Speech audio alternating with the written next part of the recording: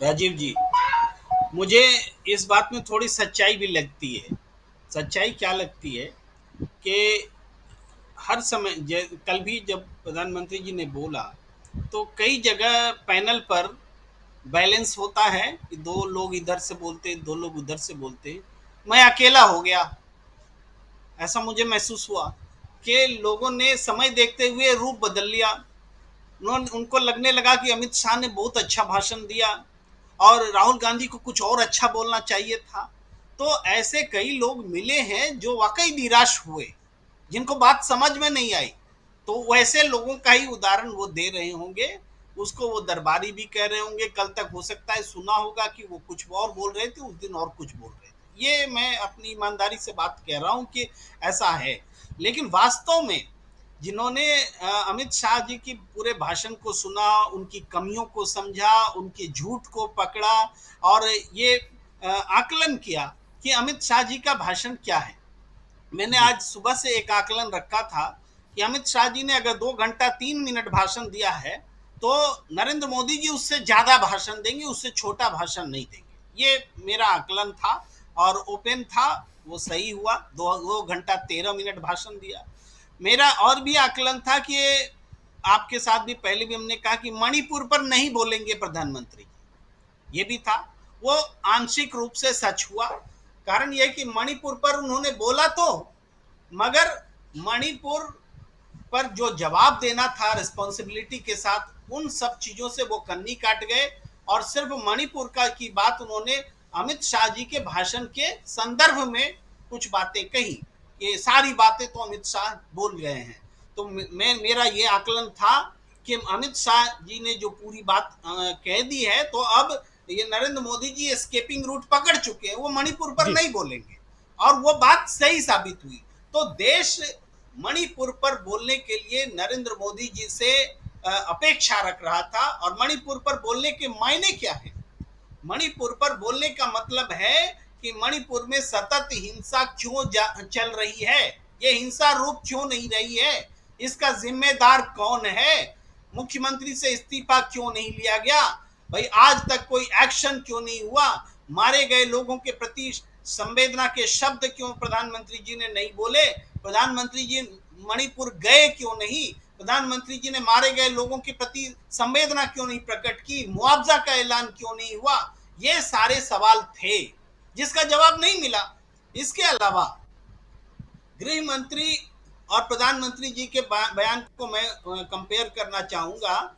गृह मंत्री जी ने कहा था कि जो मणिपुर में हुआ उसके अगले ही दिन हमने सब कुछ अपने हाथ में ले लिया था, भाई सलाहकार नियुक्त कर दिए थे, अर्धसैनिक बल तैनात कर दिए थे। तो प्रधानमंत्री जी ने क्या कहा था कि ये कानून व्यवस्था का मामला है, और मैं पहले से कहता रहा कि ये कानून व्यवस्था का मामला कतई नहीं है। गृह मंत्री जी ने उसकी पुष्टि की कि ये कानून व्यवस्था का मामला था भी, तो वो फेल हो गया कानून व्यवस्था, हमने अर्धसैनिक बल लगा करके उस ये बड़ा मामला था, इसको हमने अपने हाथ में ले लिया। यानी गृह मंत्री ने प्रधानमंत्री जी की बात को सरासर गलत ठहरा दिया।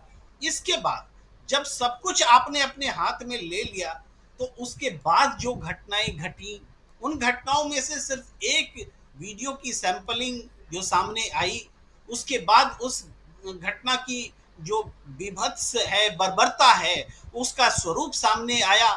तब इसके बाद क्या हुआ? तब प्रधानमंत्री जी अचानक गुस्से में आए, उनका क्रोध हुआ, ये सब दिखा 36 सेकंड में। और आज जब वो बोल रहे हैं सदन में, तो उस गुस्से के बाद क्या कोर्स ऑफ एक्शन है मणिपुर के लिए? मणिपुर में केवल शांति का सूरज लौटेगा, बोल देने से क्या शांति का सूरज लौटेगा? यही तो बात उन्होंने लास्ट में कही है। तो मणिपुर में शांति, जरा सुन लेते हैं प्रेम कुमार जी, जरा सुन लेते हैं मणिपुर पर मोदी जी ने कहा क्या है, जरा सुन लेते हैं। ये बहुत महत्वपूर्ण है, पूरा का पूरा ये मामला जो है मणिपुर को लेकर के।